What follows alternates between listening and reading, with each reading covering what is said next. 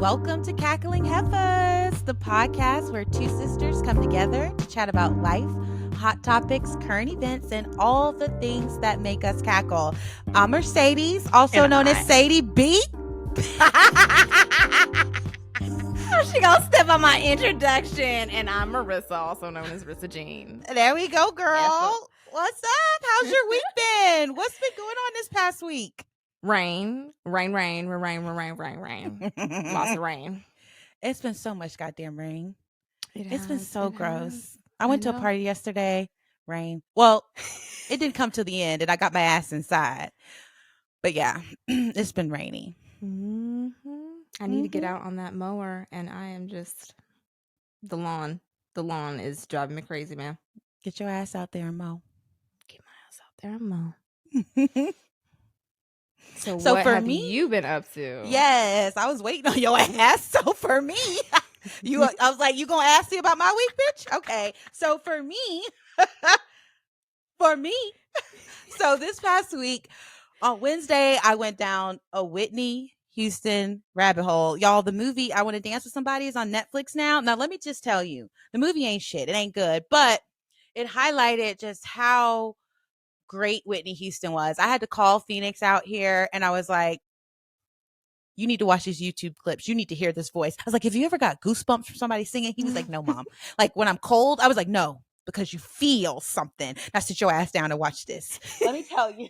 So I went down the rabbit hole. I went on Amazon. I ordered The Bodyguard, the vinyl. Now, side 1 is all Whitney. Side 2, I ain't never going to listen to that shit. But I went all the way down the rabbit hole. I had to get that record. We need to go record shopping. Well, Heffa, the last time we were all together, Miami, me, you, our other sister guys, India, went to Miami.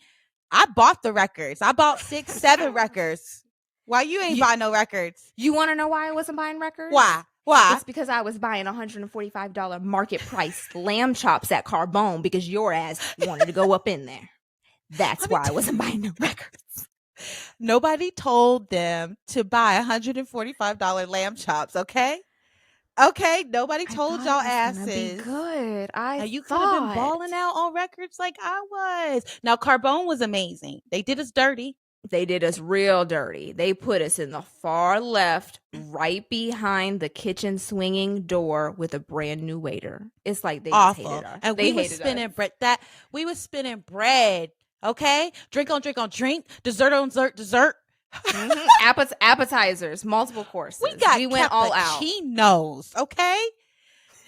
For us to do they did us so dirty. So y'all, we took their pens. You know, you get the real good pen that glides. We stole the pens.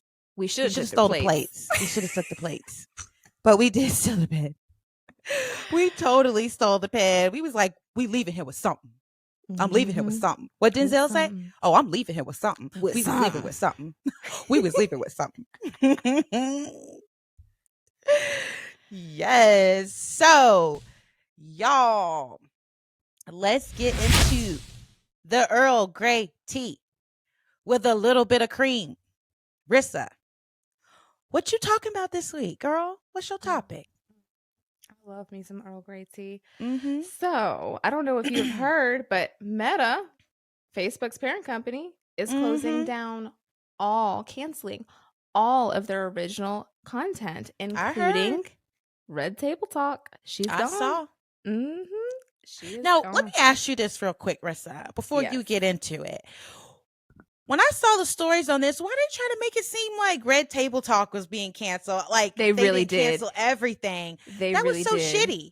Yeah, they're canceling all of their original. Jada. Why people hate Jada so bad? And they made it ominous. They were like, Red Table Talk canceled. It's like, no, they're changing everything. And you know what they're going to? Virtual reality experiences. I don't know about y'all, but I'm not walking around with my headset on. I'm not doing it. Hell no. It's not for me. With a VR headset, your eyes covered. Yeah, what I say? That's what I'm saying. Oh, I'm not walking around with no headset. I'm like, yeah, especially when hell no. Like if I was on a treadmill or something, it'd be safe. Probably not. Ain't nobody putting on no headset But tell us, so they want to. Yes. What are they So transitioning to? according to Deadline, they're shopping around. They're gonna get Red Table Talk on another network, but Facebook is completely shifting their content over to VR. So I am not sure what this means for companies like Facebook and what we can expect to see, but it doesn't seem like it's gonna be real people talking about real things like Red Table Talk was. I You're gonna mean, be looking at like one of those Wii avatars. yes. Yes, with the little bounce, the big head and the Hell bounce. no. Have you heard even stand-up comedians have been doing virtual reality comedy shows where their audience is people's avatars? No, I did not know that. Mhm. Mhm. So I didn't to know the that at all. motherfucking metaverse and beyond, I guess. I don't know. I don't know. Are y'all doing that? Are people really out there watching shit on VR heads? I know people play games. Like we see the TikToks of like people falling and stuff like that Mhm. because they're so into the games. But are people actually watching content? I'm not sure how big that is yet, to be honest. My circle of friends, no one brings it up at all. No one's into it. So, I mean, I Yeah. know people are. I know people, like you said, games are really popular. I know there's lots of other applications for it as well. I don't know. On one hand, I'm embracing, all of these changes, the Mm-hmm. metaverse, Web3, crypto, but I don't let AI into my life that much. And you will not catch me with an Alexa or a Google Chrome. And I am sorry to anybody out there who I just sparked. Well, I got all of it. I can't say it because she gonna I start know. popping off. But I know. I don't know. It feels like I'm an analog girl living in a digital world, but we will see. that's okay. Yeah, we will see. What's going on with you? Well, before you end your topic, Nick Cannon had a little bit to say about the Red Table Talk being Mhm. canceled, and Mhm. I'm gonna play you guys the clip right now because I got something to say in return. Okay, I actually have a lot to say about his ass. So Oh no. let's get that clip ready so I can show y'all. Sorry, y'all, I keep clearing my voice, but I'm gonna show y'all what he had to say, and then I'm gonna read his ass. I'm gonna thoroughly read his. There's no more Red Table Talk. But according to Deadline, the series producer is shopping the Emmy. Stop, Nick. Winning somewhere else, Nick. If there was no Red Table Talk, then No, he, no, no, no, he, no, he, no, no, no, he no, wouldn't no, have no. slapped the out of Chris No, no, Rock. no, no, no, no, no, no, no, no, no, no, no. Are you Brother, talking about just that I'm situation? talking about that toxic table. No, no, It no, is no, no, not. no. It's an The honest is where you table. talk. Too much honesty can get your ass slapped in the face. We've Where- seen this. A good slap is what people. He is so extra. He is so extra. And I think in that clip So extra. he goes on to say, could you imagine being Will and they filming in your living room and you got to walk past? I'm like, I'm sure the decision Right. of keeping it in the living saying, room and is you gotta walk. So let me read what he.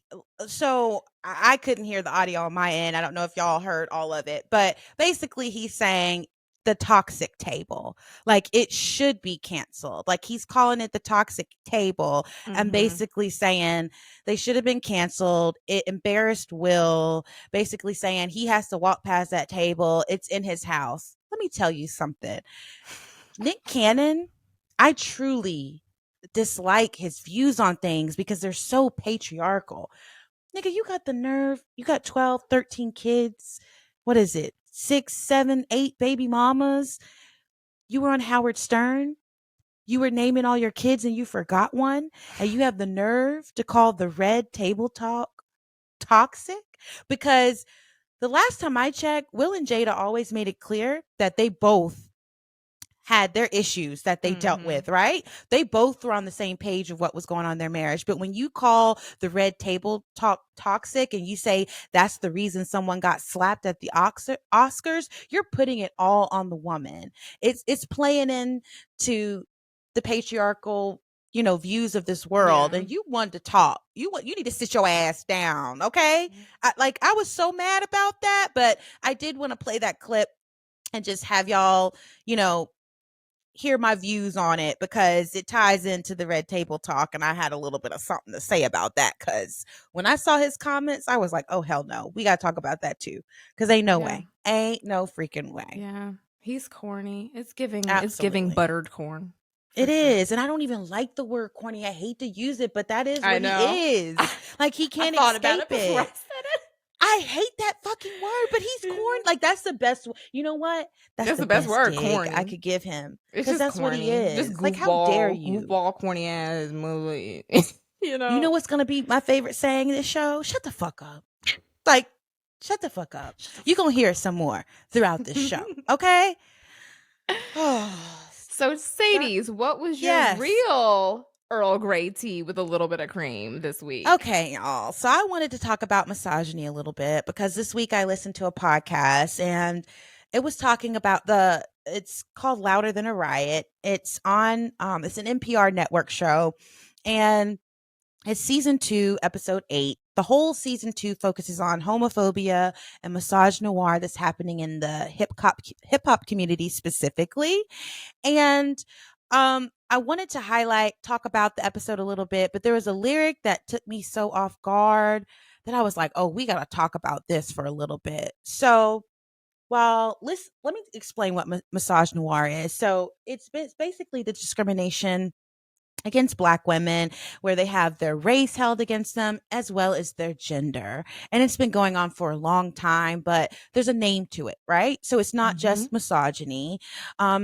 It's not just, racism or prejudice. It's both. So Tarana Burke is an advocate. She started the Me Too movement. She does a lot of work in communities helping girls that may have been subject to abuse. And she was talking about, they asked her, her relationship with hip hop. And she was basically saying, like, you can sit there and you could be vibing out, chilling, listening to your music. And then all of a sudden you hear a verse like this. And I'm going to read it to y'all. And it's basically, because I love them young, fresh and green with no hair in between. You know what I mean? And it's a Biggie's verse from the song Dead Wrong. So before we started this podcast today, I decided to look up the lyrics. The whole song is vile. Like he's violating people. It's called Dead Wrong, right? Yeah. So it's meant to elicit some feelings. But so that essentially applies a very young person based on the verbiage that he used. But let me highlight that he actually meant young because before he gets to that verse, he says the black demon got the little hooker screaming, woo. And then he goes into that. So it's like, damn. First of all, I don't know how you can vibe to that song because it's so bad. But let me tell you the little story about me looking up a song. So there was a viral TikTok and it was talking about it was Mardi Gras, and there was a white guy who went viral because he was singing a Kevin Gates song. And basically what he was saying is he was rapping, I'm just thinking with my dick dumb, and the beat was hot and he looked cool. Like he just looked so cool as a white boy vibing to it. So I said, let me listen. I don't listen to no damn Kevin Gates. Yeah. So I was like, I want to hear this song though. Cause TikTok put me onto that Project Pat song. She's a very freaky, what is it? What is that song? But her life is hard. That song. Get it together. That song. So anyways, I go to play that shit, Rissa. Girl, it was so basically you turned into grandma, didn't you? You turned into grandma. Yes, I did. So basically, yeah, because our grandma used to hate us listen to that Jay-Z song with Pharrell. Give me that funk, that sweet, that nasty, that gushy stuff. She'd be like, turn that shit off. And of course, we didn't know what it meant at the time. And I'm like, yeah, we was singing that. She's like, what the hell y'all singing? So that's how I felt. I started listening to that Kevin Gates song and I was like, turn this shit off. Like, basically him saying, I'm just thinking, well, my dick dumb. He basically saying the girl was fat, she was sloppy, she was ran through or whatever. And like, he did it with her because he was just thinking with that. Like, it wasn't like I cheated or I did something stupid. I was just thinking with that's what I thought. Like, I'm just out here slinging it because that's all I'm thinking about. And I'm just thinking with that's what I thought it was going to be about. but it was so degrading to women. And the song could have been about that, but it was so degrading. I couldn't listen to it. Yeah. So that goes into the whole point about how do we consume this, this type of media? Like, do you cut off songs? Like, if you listen to a song and you feel like you do, me too. I do. I cut off songs. I cut off artists, and I don't. But my thing is, I'm silent about it. Personally, I don't go off and say, "Oh, everybody don't listen to this person for XYZ reason." And if you do that, that's good for you. Good for you.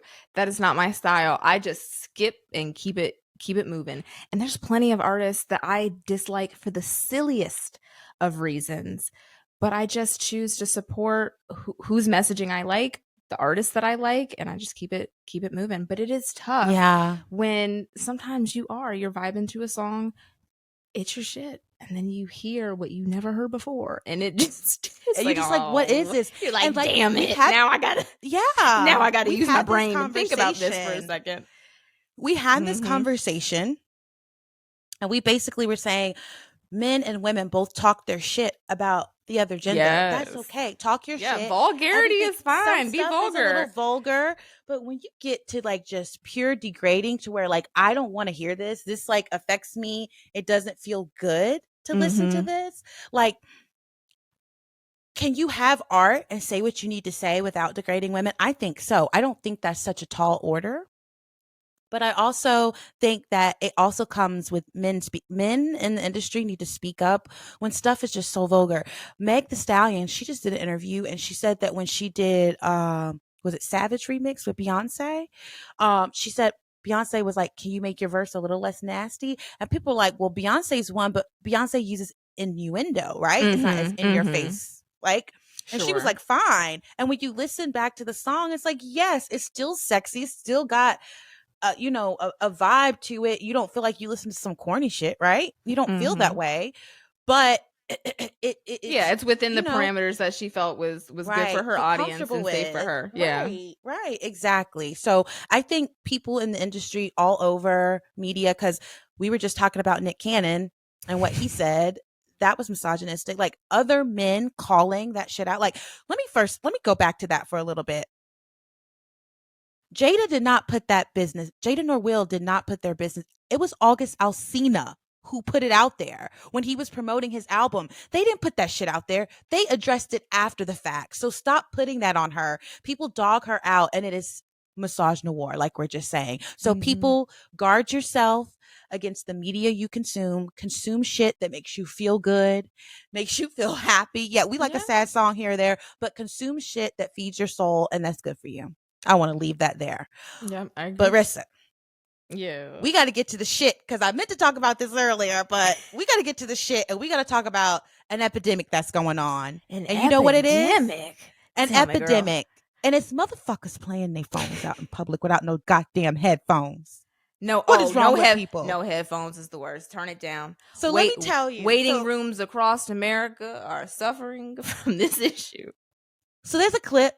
I saw a clip on Instagram, and it's a guy sitting there eating some chicken, look like some barbecue chicken, and there's a white guy, and he's saying, I'm recording you, and I turned my music off like you asked me to, but I shouldn't have. And the guy was like, thank you, I appreciate it. And he's going into this guy, making it about race. He's like, I'm a 33-year-old black man, and you telling me what to do. I could play my music, the band's playing, don't nobody want to hear that shit? Sir, you're in a shared space. It ain't got nothing to do with race. He ain't even say nothing besides turn your music down. And then could you turn your music down? And then he said he appreciated it when you did. The fact that people think they could pull their phones out, no headphones, and just play whatever in shared spaces. It's happened to me at the gym. A nigga was having the grocery store. Oh, girl, don't get me started on that.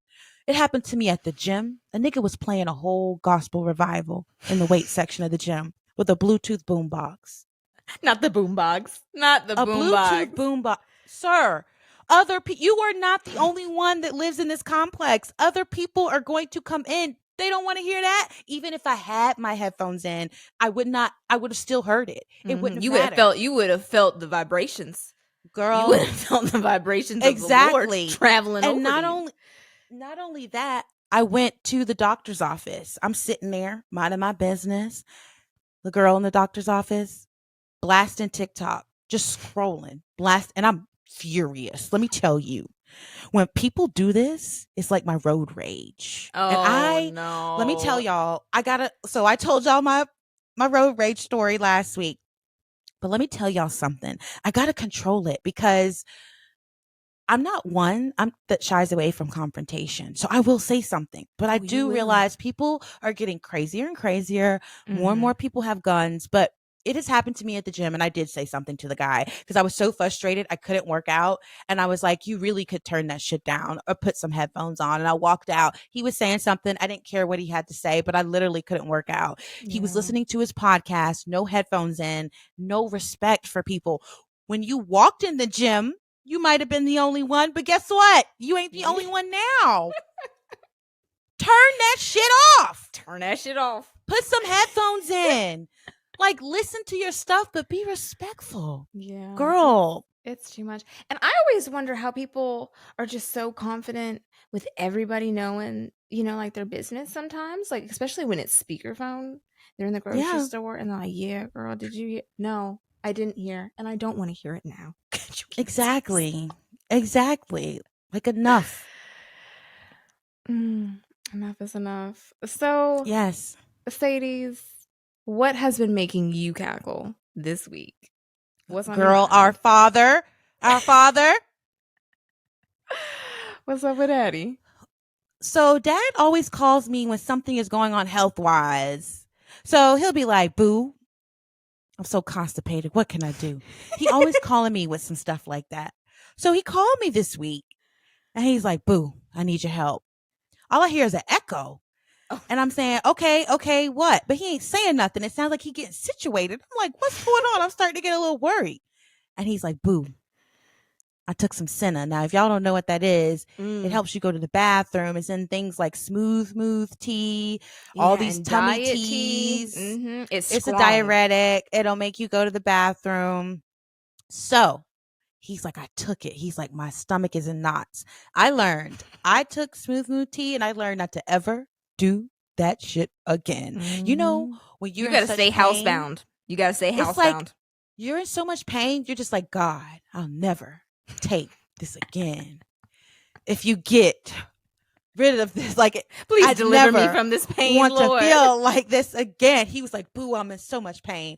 So our dad he's a VP for a discount chain of stores. So he was in the bathroom. That's where the echo came from. He's in the bathroom. And he's like, I don't want to lay on this floor. This floor's so nasty. I don't want to lay on the floor of this bathroom. But he's like, boo, I feel like I'm about to pass out. He's like, I'm having a stroke. I was like, Dad, can you smile? He was like, yeah. I was like, can you lift both of your hands over your head? He's like, yeah. I was like, you're making complete sentences. You are not having a stroke. I was like, look, Googling symptoms. So now I'm Googling symptoms. It says 1 in every 100 people have a severe side effects for taking this. I was like, Dad, you can't take this no more. Yeah. So they have heart palpitations, diarrhea, of course. That diarrhea we think of. Heart palpitations, which leads diarrhea, to dehydration. Cramps. People forget, like, dehydration is no joke. Dehydration and stomach cramps. So he's feeling it, and I'm like, Dad. He's like, how long is it gonna last? When is it gonna go away? And I'm like, Daddy, I don't know, but you need to get you some Gatorade, some Pedialyte, and get your booty home. Something. I was like, you need to go home, because I was like, when I was feeling it, I was just praying. Like, I was just in prayer. Like, Lord, please. Oh my God, please. So y'all don't take it. If you need something to help you go to the bathroom, please do not take Senna. Have you used it before, Rissa? I've had it in a diet tea and I didn't have that strong of a reaction at all. I don't know. Maybe I'm different. I'm definitely not one of those 1 in 100 people. Yeah, I get it before, but my friend has a really bad adverse reaction to it. She had told me about it. I had taken it before and was fine. So I would take it when I was dieting just to make sure I continue to stay regular, especially if I was doing like low carb and I just wasn't getting enough fiber, stuff like that. But I was like, Daddy, I was down bad, but he got his ass home, and I was like, it might come back when it goes, because he went home. He said he was feeling return of the Senna. It might return. You got to go to the bathroom when you finally get it out. It might come back. You might be. It's a pain. He was like, "Oh no, boo, don't tell me that." I was like, Lord, he was hurting. Oh my gosh. I was like, this man is a mess. An absolute mess. So we are down to the end of the show in our last segments. Rissa, we have a heifer of the week. Who is yes, she? we do. She is Issa Rae. She is the Issa Rae. Oh my gosh, our girl. Yes. Our girl. She will be receiving the Peabody Trailblazer Award in June. Oh, yes. We love her, and we love her. Insecure. We love her. Let's give her a cheer. We love some Issa Rae. Yes. So Insecure is like my comfort show. It's like a warm blanket to me. I absolutely love watching Insecure. It's so good. She did a phenomenal job. Issa Rae is the definition of cool to me. Like if you look up the definition of cool, it's Issa. She is talented. She went to Stanford. We got an Ivy League girl in Hollywood doing her thing. She's amazing. Yeah, and you Absolutely put me on amazing. because I was so resistant to watch that show. I'm one of those people that likes to hold on to the last moment. Like if it's popular, I'm like, nope, no thank you. I don't want to hear nothing about it. And when I came over finally, it was like the ultimate sleepover. The best soundtrack, some of the best acting in that type of situation. It's just so relatable. That Coachella scene at the end, our favorite. Her rap about Molly's pocketbook. Maybe it really smells. Maybe it really. What did she say? Maybe it's dry as hell. Broken. Hey. Broken. I'm not going to say it. Oh, hey. it's so good. Maybe it's dry as hell. Maybe it really smells. Broken. Yes. Yes. We love our girl Issa. Oh, yes, we do. Yes, we do. Yes. So now, what is the best and the worst of Black Twitter right now, Sadies? What's going on? They've been out here acting amok, Rissa. They've been, let me tell you, Simone Biles got married. Okay. Mm-hmm. She looked absolutely beautiful. I think they're actually having their ceremony out of the country. So they did the courthouse wedding in Texas where they live. Mm-hmm. She's beautiful. He's a beautiful man. She posted the most elegant, beautiful photos of them at the courthouse getting married. And you know what Black Twitter wanted to focus on? Her edges. I can guess. Her edges, girl. Of all things, her edges. In Houston, Texas, nearing May, they're out here talking about. In. It's like you really did have something to zoom in. Hate. You had to zoom in. They wanted to hate on something. Haterade. So I'm gonna read the worst. One of the worst. It probably isn't the worst tweet, but this is what someone had to say. I'm happy for Simone Biles Owens, but motherfuckers acting like her hair edges didn't look bad is annoying. It's not hating to point out something factual. It is. Actually, it is. Actually, it's a backhanded that's exactly compliment. What hating is. Her edges were fine. Like enough, okay? Enough with shaming women in general for their hair. Like I could see, like if it was like we've seen people was like, girl. Yeah, we've seen Torah wigs and we've seen extreme cases. Like you had to zoom in with a magnifying glass to be like, you know what? Not everybody wants to put edge control on. Not because let me tell you, I will go with a messy edge because if I just wash my hair for whatever reason I want to do a slick back, I'll use a little bit of hairspray, but edge control, you got to wash your hair again. It weighs your hair down. Essentially, It's hard. And the front of your hair, no matter if you want to wear it down, just sticks down. Not everybody wants their hair slick. So again, shut the fuck up. Anyways, so now I'm going to read the best tweet. Let me pull it up. So the best of Black Twitter was in defense of Simone Biles, and it was by our girl, Sydney Noir. She is also on TikTok. I love her. She wears a bonnet and she gives her perspectives. We love her. So she said, Simone Biles is one of the top gymnasts we've ever seen, has overcome situations of abuse and other obstacles in her childhood, has defined her own success and found love, and is now happily married. And y'all worried about her hair? That's what I'm like.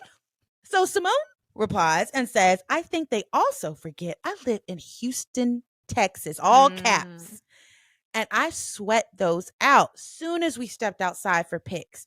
But they can keep complaining. I don't care. I don't care. I don't care. And I don't blame her. Y'all It's hating silly at asses this need to go sit point. down somewhere.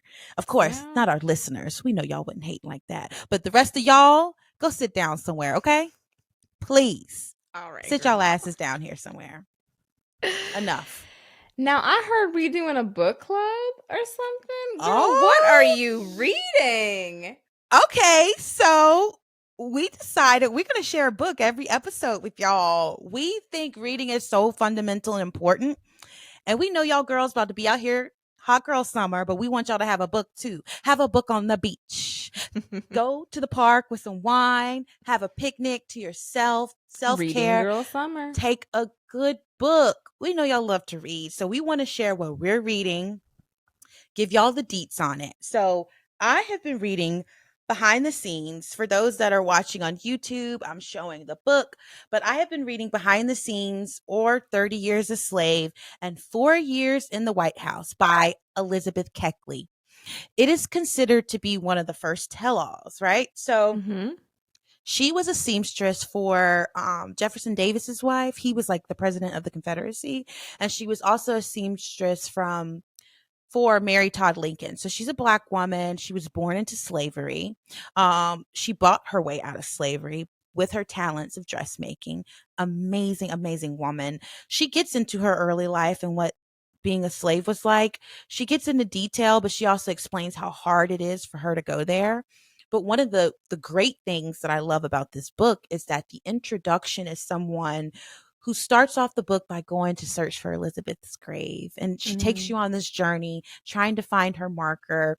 And this is a cemetery where there's other people of prominence there, but they don't have her marked. And so she finally finds her. She has a hard time. She finally finds her, and she reads what like her little grave marker says, and it's a picture of her. Oh, Very, very beautiful woman. But the reason why I read this book, y'all, is because last year at the Met Gala, Sarah Michelle Gellar actually wore a dress in tribute to her.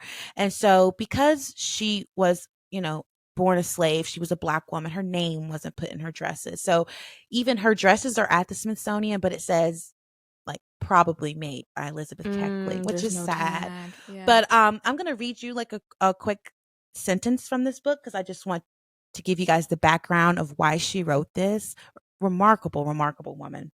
So in this excerpt, she's referring to Mary Lincoln, and she says, I've been her confidant, and if evil charges are laid at her door, they also must be laid at mine. Since I have been a party to all her movements, to defend myself, I must defend the lady that I have served. She's talking about Mary Todd Lincoln. And after she wrote this tell all, she was a really good friend to Mary Todd Lincoln. And after she wrote this tell all, Mary Todd Lincoln's surviving sons were really upset and they never spoke to her again. And her book her book got very low sales because of that. And it's sad, but it is a that is great read. heartbreaking. I want more people to know about her. It's an absolutely great read. I want you guys to read it. And I'm so happy we're going to be sharing books with you Yes, all every on these week. episodes. Yes, Rissa's going to be giving a little information about what she's reading. And let me tell y'all, I got a little mini library. So I'm going to go through some books and it's going to be a wide range. I read a lot of nonfiction, but I got a wide range of stuff. So I can't wait to share what we're reading, get into it. Y'all, I love to go to Barnes and Nobles. Don't you, Rissa? I get in Barnes and Nobles. No, I don't like Barnes and Noble no more. Okay, I like Barnes and Nobles. I go get my coffee. I roam around. Now, sometimes I'm like, I'm just gonna get it off Amazon, but I like going in Barnes and Noble because they have records there too. So I they got records there too. So I like Barnes and Noble. So stay tuned for all the future stuff we have on books coming, and they'll be at the end of the show. So I'm we're so so excited for that. Yes. Yes, we got another episode down in the Another book. one. We really did that. We really did that. Thank you guys for your support. Please rate us and please like and subscribe to our podcast. If you want to see the full visuals, check us out at YouTube, Cackling Heifers Podcast. Check us out on TikTok. Check us out on everything. Okay? Everything, y'all. And we will see you all next Monday. Oh, next Monday. We're going to have something for you to cackle about, but we're really going to get into some topics. Relationships specifically. I can't wait. Rissa, I might cry. Oh, I don't want to cry. We're supposed to be cacklers, but girl, I can cackle through your tears. I can cackle through your tears. I might cry, y'all. But we love y'all. Bye, heifers. Bye, heifers. We love you.